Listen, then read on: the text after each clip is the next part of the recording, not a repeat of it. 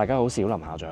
咁今條片咧就係介紹幾款2026年 Limo 最新嘅露營 product 啦。咁就喺我身前呢堆啦。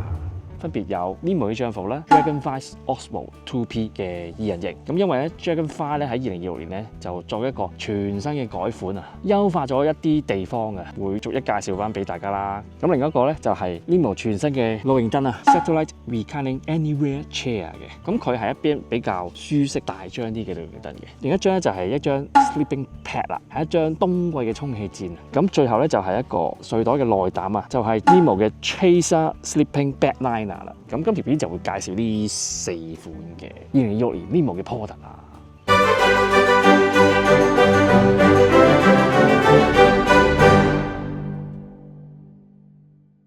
咁我哋先嚟就介紹2026年 Limo Dragonfly Osmo 2P 先。咁先嚟睇下佢嘅 spec 啦。首先佢個 pedal size 咧就係9×14×50cm 嘅，咁 pedal range 咧就係1.49kg，minimum range 咧係1.26kg嘅，而佢咧就用上新嘅收納袋 D3 Keep 嘅，係比舊嘅 D3 Set 咧圓柱體咧而家變成一個長方柱體嘅。咁你會見到仲有外帳啦、內帳啦、營骨啦同埋營釘嘅，而佢砌嘅方法都係好簡單啦，先鋪上地蓆啦，再鋪上內帳，再砌上營骨，最後就係鋪上外帳啦。而佢內外帳嘅物料都係用翻佢哋自家研發嘅 Osmo Weststock 嘅布料，防水達到1500mm。最大優點就係佢輕量啦，同埋佢就唔會比以前拉落咧咁容易吸到水之後拉長咗啦，塌落嚟嘅。物料咧都係有呢個 Boost Eye 嘅環保認證。留意2026年款咧，其中一樣大改變咧就係佢嗰個營骨嘅結構啦。以前咧就係一個雙 Y 型，中間頂方咧加條橫枝嘅，但係而家咧就改咗呢個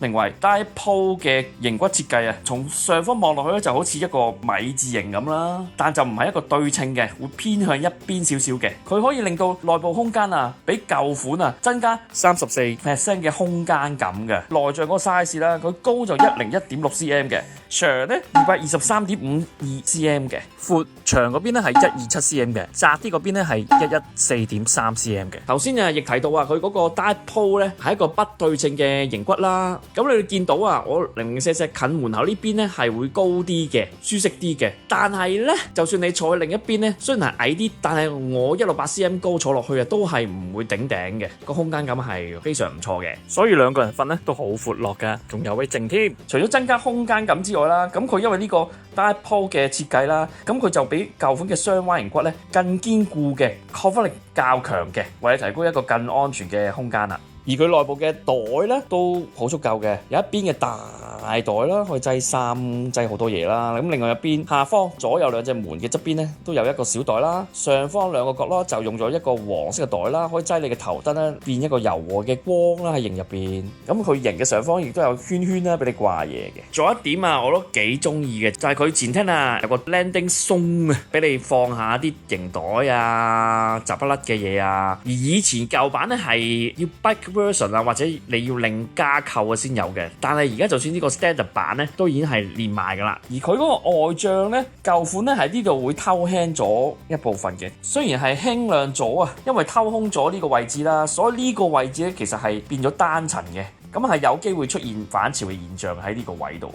但係新版咧，你見到啦，佢就冇偷輕呢個位啦，所以呢個位咧就唔會出現反潮嘅現象啦。所以如果想揾隻型啊，係舒適度同輕量咧有一個好好嘅平衡點咧，咁呢隻 Dragonfly Osmo 2P 咧係一隻唔錯型嚟嘅。好啦，接下嚟咧就介紹佢張新凳啦 ，Satellite Reclining Anywhere Chair 嘅，就喺呢度啦。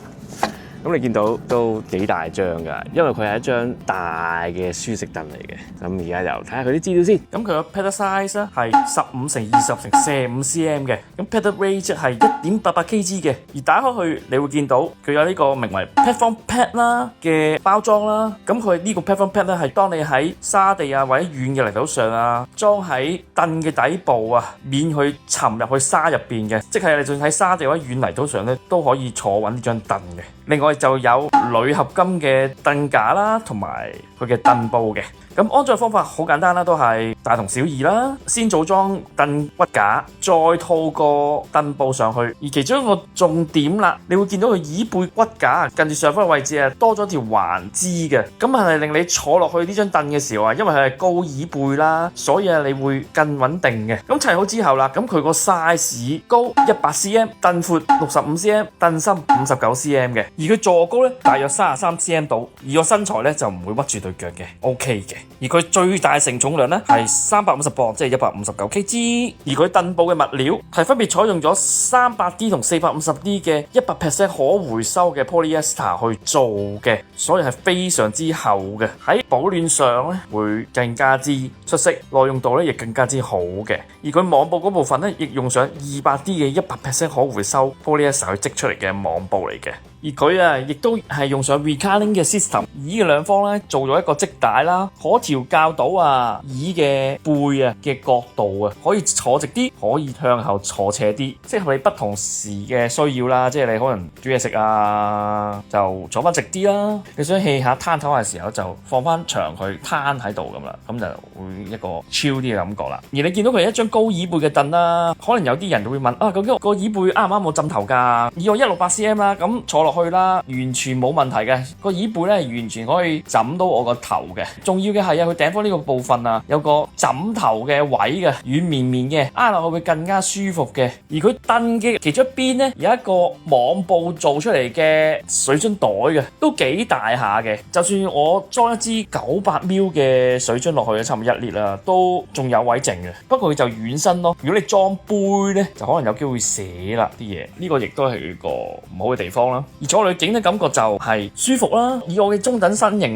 就冇問題啦，完全係非常之舒適嘅。而小玉坐過亦都表示好滿意嘅。佢當中更表示佢之前都坐過 Hillock 嗰張 Chair 2嘛，都係高椅背嘅大凳嘛。坐落感覺就係 Limo 呢張 Status Lite Reclining Anywhere Chair 係比較舒服嘅。不過我亦都發現有唔少人覺得 Limo 嘅凳唔好嘅地方就係佢嗰條帶放落去會比較揞手，同埋腳大髀呢條邊係會比較揞啲嘅。喺呢張凳度同樣有呢個情況出現嘅。咁我自己就唔係太覺得係問題啦。咁如果你係好介意呢樣嘢就要諗諗啦。總括而言啦，呢張 Status Lite Reclining Anywhere Chair 係 Limo 第一張高椅背嘅大型舒適凳啦。繼續秉承佢以往系列嘅特點啦，對我而言就係一張舒適嘅凳嚟嘅。唔知大家又點睇？好啦，接下嚟就介紹第三款嘅 product 啦，就係佢啦。Limo 全新嘅充氣睡墊，Eclipse All Season Lightweight Insulated Sleeping Pad。咁呢張係一張冬季嘅睡墊嚟嘅，佢嘅 R value 係達到6.2㗎。而講到冬季睡墊當然不能不提嘅就係佢同牌子嘅呢張 Tensor Extreme Condition 嘅 Sleeping Pad 啦。咁呢張就擁有8.5嘅 R value 嘅。咁大家都同係呢個冬季嘅睡墊啦。喺介紹呢張 Eclipse 嘅 Sleeping Pad 嘅時候都會同樣攞將呢張 Extreme 比較一下嘅。究竟兩者分別有啲咩呢？咩情況先用呢張呢？咩情況先用呢張呢？咁先嚟講下佢嘅 spec 先啦。Eclipse 嘅睡墊就分別有3個 size 嘅 Regular 啦、Regular Warp 啦同埋 Long Wide 嘅。Tensor Extreme 有4個 size 嘅，分別有我手上呢張 Regular Mummy 啦、Regular 啦、Regular Wide 啦同埋 Long Wide 嘅。而最輕嘅呢張 Eclipse Regular佢嘅 pedal weight 係550g 嘅，而佢 minimum weight 就係460g 嘅。咁而呢個 pedal size 就係12cm 乘上呢個24cm 嘅。相對翻 Tensor Extreme佢嘅 pedal weight 係554g， minimum weight 係472g， 比佢其實差唔多，即係爭幾 gram 至10幾 gram 嘅啫。而佢嗰個 pedal size 係11乘呢個25cm 嘅。但係留翻佢呢個係提供到8.5嘅 R value 喎，但係佢哋個重量其實係差唔多啫喎。點解會咁呢？咁接下來睇落去你哋就會知㗎啦。而呢張 Eclipse 嘅睡墊就包含咗墊個袋啦、睡墊啦、Limo 嘅 Vortex Pump 啦、Repair Kit 啦，同埋一條 strap 嘅。而佢亦都係使用咗佢哋嘅所有充氣墊使用嘅 Limo Lalo Warp 嘅充氣口啦。咁而佢沖脹咗之後啦，咁 regular 嘅 size 就係130乘51cm 嘅，咁但係佢嘅厚度咧就係達到10cm 嘅，即係4寸。咁比 Tensor Extreme 咧嘅3.5寸咧，即係8.75cm 係厚啲㗎。而佢哋嗰個物料咧 Eclipse 嗰張咧底面啊，即係整張啊，都用上 40D 嘅 nylon啊。而 Extreme 呢張咧，佢底部咧都係用上 40D 嘅 nylon，但係面咧就用上 20D 嘅 nylon啊，咁樣咧就令到佢輕身啲啦，可以。而兩者咧，其中一個最主要分別咧，就係佢哋嗰個內部結構啦。Eclipse 呢張咧就用上 Limo All Season 嘅系列啦，用上嘅 Spade Frame Technology 啦，即係啊，佢內部嘅靠個垂直同水平交錯嘅結構啊，做出一個更舒適、支撐力更好嘅結構啊。而 Extreme 咧就係用上 Apex Bevel 嘅梯形方形結構啊，亦都提供一個不錯嘅舒適感同承托力嘅。而佢哋兩者嘅 Thermal Mirror 嘅數量咧 ，Eclipse 咧係用上2層嘅 Aluminium Frame 嘅 ，Extreme 咧係用上4層嘅 Aluminium Frames 嘅。呢個亦係啊佢哋其中 R-Value 不同嘅之處啦。而家就示範一下，一瞓落去咧就感覺到佢嗰個承托力啦係 OK 嘅，同埋嗰個離地感啊好明顯係好強烈嘅，離開個地都幾多咁喎。而比較翻 Extreme 咧，就真係個承托力係強啲啦。瞓落去嗰個感覺係舒適啲嘅，尤其是可能側身啦咁樣。亦都可以好明顯嘅，而佢個物料始終用翻 40D 嘅 nylon 啦，咁佢冇之前 Tensor Elite 嗰張咁跣，唔係好跣添。整個瞓落去嗰個體驗嘅舒適嘅感咧係 OK 嘅。另一個優點就係佢成咧你喐嘅時候，入邊冇啲時啲沙嘅嘈雜聲啦，同埋一瞓落去已經感受到，因為始終 R-Value 係6.2啦，一瞓落去一陣咧已經感受到背脊有股熱力反射翻上嚟啦。因為始終而家個氣溫成25度啦，所以好快就感受到暖同熱力啊。而 Extreme 咧瞓上去之後咧，都好似 Eclipse 咁樣咧，好快都有股熱力反射翻上身體嘅。不過而家係25度啦，所以都試唔出兩者嘅分別啦。所以嚟緊4月咧，我去雪山露營嘅時候咧，會帶齊呢兩張上雪山用一用佢，比較一下兩者喺寒冷天氣嘅環境之下有冇咩分別咧。到時咧就會出翻條 short 嘅影片咧，再分享俾大家。咁就記得訂閱我嘅頻道，留意未來嘅影片啦。咁總結嚟講啦 ，Eclipse 咧係比 Extreme 嗰張咧係輕，體積咧亦都細啲啲。但係論到瞓上舒適感咧，我覺得咧 Eclipse 嗰張咧係會舒適啲嘅，好瞓一啲嘅。而幾多度去用佢哋咧？以個人經驗啊，我就覺得0到-10度咧就可以用 Eclipse 啦。如果低過-10度咧，即係-10幾啊、-20幾啊，咁當然就用翻 Extreme 啦。所以睇你會去一啲極寒天氣啦。價錢方面啦，咁所以 Eclipse 咧係平過 Extreme 嘅。Eclipse 咧而家出邊好似最平賣緊1000蚊到嘅啫。Tensor Extreme 咧就可能去到1500蚊到噶啦。所以如果真係唔需要去到極寒嘅地方，咁當然就買 Eclipse 咧就會更經濟實惠啦。而而家正係3月啦，咁以我最常去嘅日本嚟講啦，呢個係屬於殘雪期嘅。呢張 Eclipse 咧係一個幾好嘅選擇嚟嘅，大家可以考慮下。咁最後咧就介紹呢個 Limo 嘅 Tracer Endless Promise Sleeping Bag Liner 啦。咁佢係一個睡袋嘅內膽嚟嘅。咁佢 padded weight 咧係280g，minimum weight 係260g。咁 padded size 咧係8乘16.5cm。咁佢有分 long size 同 regular size 嘅。咁最高可以俾到190cm 高嘅人去用嘅。而佢呢個係 classic spoon 嘅匙羹型嘅設計嚟嘅。手踭同埋膝頭哥嘅位置就係加闊咗嘅。呢個設計咧特別方便咗側睡嘅人啊。手踭同膝頭哥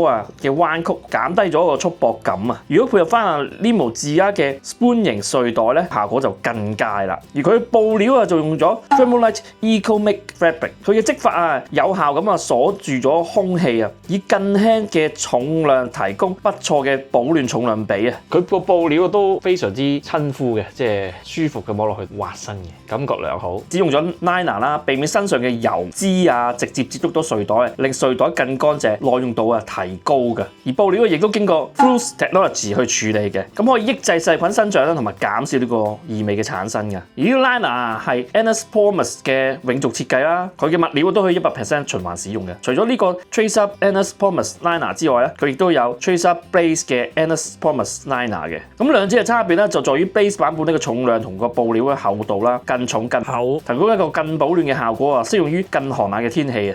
市面上又多一個 Sleeping Bag Liner 嘅選擇啦。好啦，咁今次嘅分享咧就到呢度啦，希望大家中意我呢次分享啦。如果大家對以上嘅產品有咩想分享咧，或者問題想問咧，都可以喺影片下方留言咧，一齊交流一下嘅。下一條片再見，拜拜。